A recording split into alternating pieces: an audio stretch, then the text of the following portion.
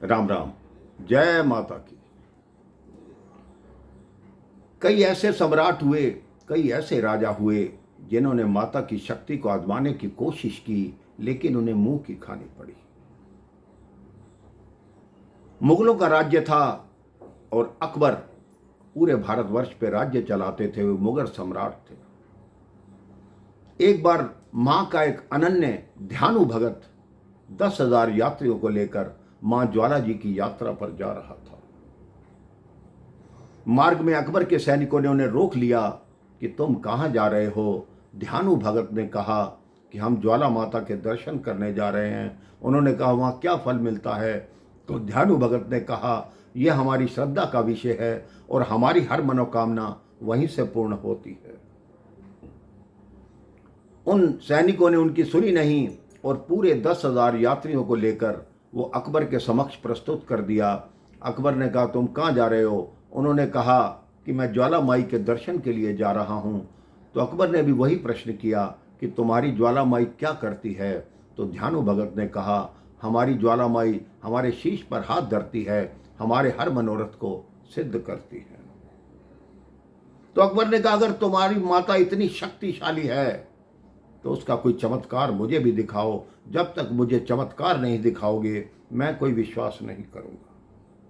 ध्यानु भगत ने कहा मैं तो एक छोटा सा भक्त हूं, मैं क्या बोल सकता हूं। ये तो मां की इच्छा है। वो चमत्कार दिखाना चाहे तो स्वयं दिखा सकती है, मेरे कहने से कुछ नहीं होता। अकबर ने अपने एक सैनिक को आदेश दिया कि ध्यानु का जो घोड़ा है उसका शीश काट दो। उस घोड़े का शीश काट दिया गया और अकबर ने ध्यानु से कहा अगर तुम्हारी ज्वाला मां में शक्ति है तो इस कटे हुए घोड़े का जो शीश है इसको दोबारा जोड़ के दिखाओ। ध्यानु अकबर से आज्ञा लेकर मां ज्वाला जी के दरबार में यात्रियों सहित पहुंचा। वहां जाके मां के सामने दंडवत प्रणाम किया कि हे मां, अब मेरी भी लाज है और आपकी भी लाज है। आप कृपया करके उस कटे हुए घोड़े का शीश मिला दीजिए और मेरी भक्ति को सार्थक कीजिए, ताकि महाराज अकबर को यह विश्वास हो जाए कि आपकी भक्ति सच्ची है, आप पर विश्वास हो जाए। उसने बहुत प्रयास किए लेकिन मां की मूर्ति से कोई आवाज नहीं आई, ना ही मां प्रकट हो गई।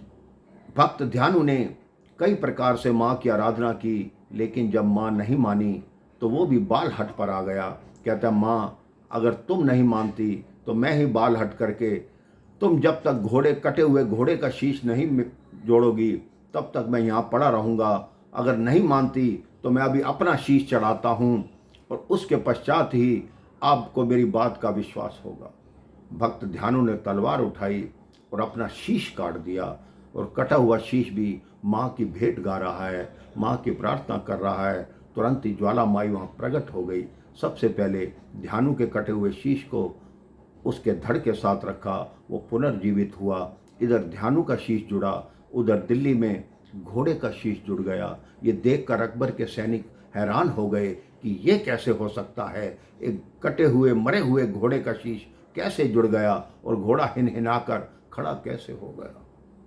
मां ने कहा ध्यानु देखो, मुझे ऐसे आजमाने की कोशिश मत करना। आज तुमने अपनी इच्छा पूर्ण करने के लिए अपने शीश का दान किया है, कल को तुम्हारे देखा देखी में सारे भक्त ही यही करने लग जाएंगे। आज के बाद मैं भक्तों को वरदान देती हूँ, जो भी कोई मुझ पर नारियल चढ़ाएगा मैं उसको उसका शीश ही मानूंगी। आप देखेंगे मेरे भाई बहन, नारियल के अंदर 2 आंखें भी होती हैं और मुख भी बना होता है। उसी दिन से माँ पे नारियल की भेंट चढ़ाई जाने लगी। उधर अकबर ने जब देखा कि कटे हुए घोड़े का शीश मिल गया, उसको माँ ज्वाला पे विश्वास हो गया।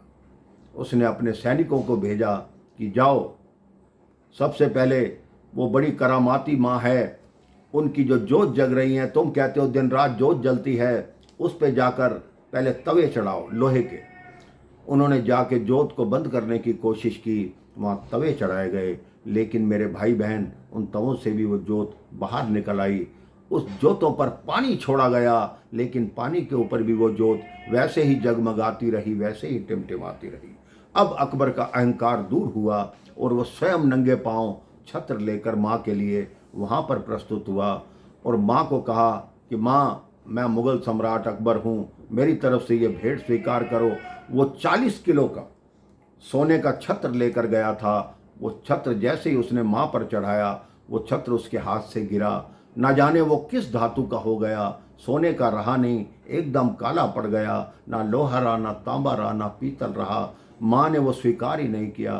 तत्पश्चात अकबर को अपनी गलती का एहसास हुआ। उसने घुटनों के बल बैठकर और माँ की आराधना की और माँ से कहा, आज के बाद जो भी यात्री आपकी सेवा में आएंगे, मैं उनको कभी रोकूंगा नहीं, अपितु राज्य की तरफ से उनको सहायता दी जाएगी।